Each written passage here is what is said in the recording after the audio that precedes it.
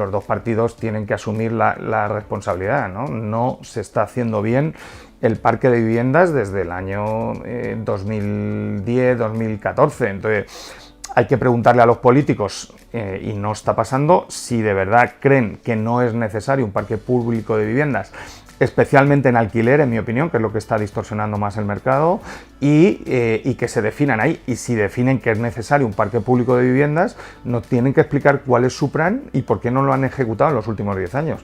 Porque ninguno de los dos partidos ha ejecutado el plan, ¿no? Entonces, cuando tú vas a mercados sofisticados como Alemania, como Austria, como países mucho más avanzados que nosotros, tienen un parque público que puede estar en gestión privada, eso ya es una decisión que a mí me parece bien, pero donde el sector público es el que decide la estrategia de política de vivienda, y en España ni hay plan ni se le espera.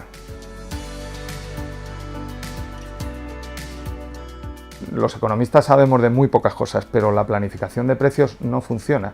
O sea, si no ha funcionado en Alemania, que es el país más cartesiano que existe en el planeta, no va a funcionar en ningún país del mundo, ¿no? Entonces, vuelvo a repetir, tú tienes y debes tener una intervención activa en el mercado, porque el Estado necesita primero regular, y cuando algo no funciona bien, ¿no? La vivienda es un mercado muy complicado, es un mercado de stocks, tardas mucho tiempo en sacar nuevo producto y nueva oferta al mercado. Yo he trabajado con arquitectos y conozco muy bien el sector inmobiliario, y prácticamente un ciclo desde que empiezas con el suelo hasta que entregas la vivienda no lo haces en menos de 6 o 7 años.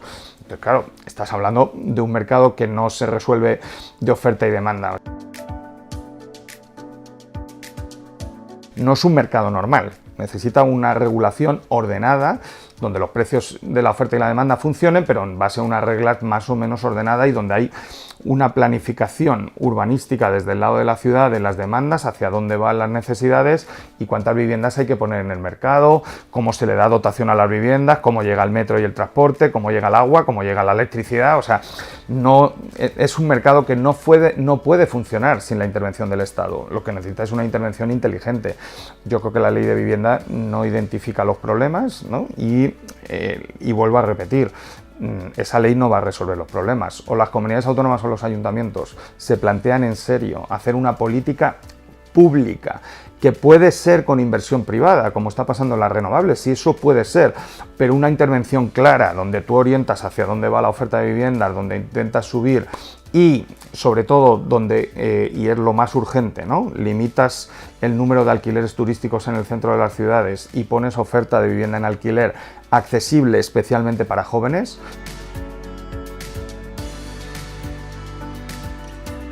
España necesita profesionalizar el sector de la vivienda, especialmente en alquiler. Es un sector muy fragmentado, ¿no? Manuela Carmena, que no es sospechosa de ser ultraliberal, hizo un análisis de la Ciudad de Madrid, y en manos de grandes propietarios, o sea, grandes fondos, está menos del 10% de la oferta de alquiler. Somos el país del mundo que más patrimonio en vivienda tiene y más porcentaje en vivienda. El ladrillo nos pone, hemos montado 4 burbujas inmobiliarias desde los años 60 y montaremos más, vamos, porque nos pone el ladrillo.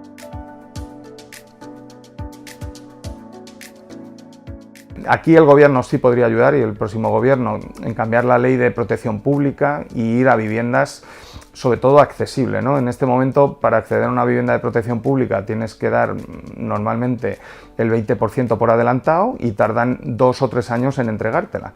Entonces tienes que vivir de alquiler. Entonces hay muy poca gente que pueda adelantar el 20% y muy poca gente que pueda pagar una cuota de la vivienda en propiedad y del alquiler. Entonces, claro, tú estás haciendo viviendas para gente de renta media alta que no las necesita, ¿no? Entonces, claro, o sea, esto es lo que me refiero de la intervención pública inteligente. Yo creo que hay una cultura de la propiedad muy enraizada desde la ley de división horizontal franquista del 64, y evidentemente que no hemos hecho nada para cambiar eso, ¿no? Ninguno de los gobiernos de la democracia se ha planteado en serio hacer un parque de vivienda en alquiler público que pueda desarrollar ese mercado luego en el mercado privado, ¿no? Por ejemplo, hoy el mercado de hipotecas es 100% privado, y el mercado de hipotecas lo empezó el banco hipotecario en los años 70, y en los 80 los bancos privados no daban hipotecas en aquel momento a largo plazo y todo eso, ¿no? Entonces yo creo que habría que hacer algo igual. Tienes ese problema que va a costar, entonces tienes que hacer todos los incentivos posibles, especialmente fiscales, tienes que hacer muy atractivo el alquiler para que haya gente que, teniendo viviendas en propiedad, las quiera poner en alquiler. Eso es muy importante. 2, tienes que limitar el tema del alquiler turístico porque te está canibalizando los centros de las ciudades y te está generando un problema de escasez de oferta en esos centros, y cuando tú pones el precio del centro de la ciudad al alza tiene un efecto de demostración hacia el resto de las áreas metropolitanas y están expandiendo la subida de precios también a las periferias donde no hay alquiler turístico. Y luego tienes un problema de ocupación, según los datos del Ministerio de Justicia, muy concentrado y creciente en la ciudad de Barcelona, pero que evidentemente en toda España, aunque no ha habido un crecimiento de la ocupación en Madrid, por ejemplo, ¿no?, con datos de denuncias, lo que sí vemos es que se tarda mucho en que la justicia te resuelva un problema de ejecución, ¿no? Entonces, evidentemente, una justicia que es lenta no es justa, ¿no? Cuando va a resolver el problema, ¿no?, ya te ha afectado significativamente.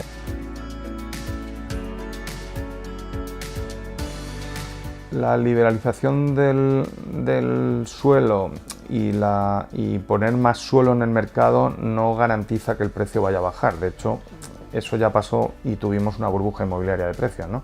Pero no una burbuja, tuvimos la mayor burbuja desde Isabel la Católica. Por lo tanto, el mercado de suelo y de vivienda que va asociado al suelo es de oferta y demanda como cualquier mercado, pero la oferta tarda muchos años en ponerse en el mercado. Entonces, son mercados de stock, ¿no? El precio de la vivienda se determina en el stock de viviendas usadas, especialmente en el centro de las ciudades donde no hay suelo disponible para construir.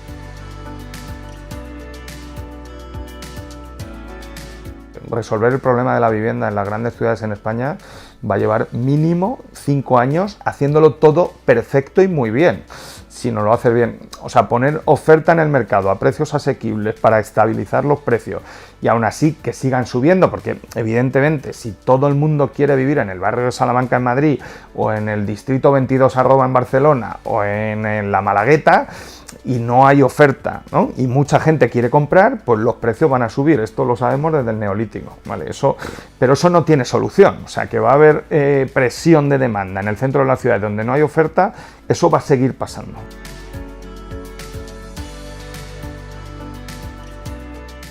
Yo asocio el hogar a la familia y, ¿no?, yo tengo un fuerte componente familiar y, ¿no?, llevo con mi mujer de novios desde marzo de 1989, o sea que tenemos una pequeña relación porque además de ser pareja somos amigos y, ¿no?, y somos confidentes, somos todo, ¿no? Y mi vivienda es donde yo comparto prácticamente mi felicidad, ¿no? Es evidente que yo tengo suerte de trabajar en lo que me gusta, mi trabajo es maravilloso, pero donde eres feliz es aquí. El otro día celebré en mi jardín mi cumpleaños y yo soy feliz con mis amigos, no soy feliz saliendo por la tele y haciendo entrevistas. O sea, esto me gusta, en mi trabajo me parece muy gratificante, pero no me hace feliz, ¿no? Y asocio a la vivienda esa parte, ¿no? La vivienda te da esa capacidad de ser tú mismo, de encontrarte contigo mismo, de tener tus valores, los vas reflejando en la vivienda, siempre que la renta te lo puede permitir y que puedes tener una solución habitacional.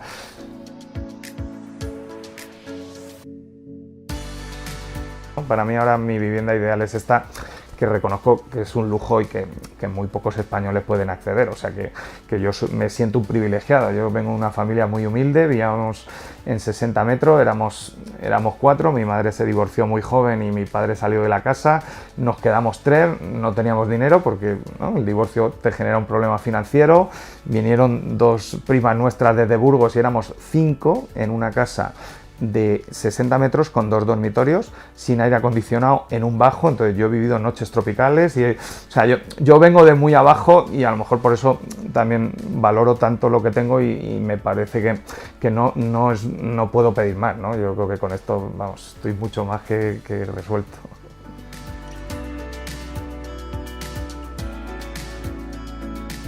Yo tengo 2 rincones especiales, ¿no? Uno es mi despacho y que tiene las vistas al Valle del Jarama y todo el amanecer y los dos proyectos donde yo, bueno, dos de los proyectos que hicimos cuando yo estaba en Estudio La Mela Arquitectos, que es la T4 de Barajas y la Ciudad Deportiva del Madrid, para mí es muy emocional, ¿no? Y la parte del Jarama muy espiritual.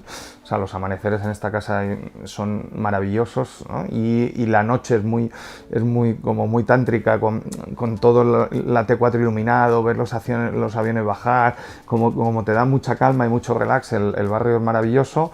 Y luego, bueno, ¿no? Pues tenemos el privilegio en Madrid de tener un pequeño jardín, la verdad que no muy grande, pero individual, con una pequeña piscinita individual, y evidentemente, sobre todo durante la pandemia, fue un gran logro, ¿no? Somos 4 en la casa, que es una casa muy grande para 4, cada uno tenía su habitación, no nos molestábamos. Bueno, nosotros fuimos unos privilegiados en la pandemia y el jardín te daba la vida. Yo me acuerdo que salía en televisión y me decían, es que tienes muy buena vista, muy buen color de cara. Digo, bueno, es que como fuera.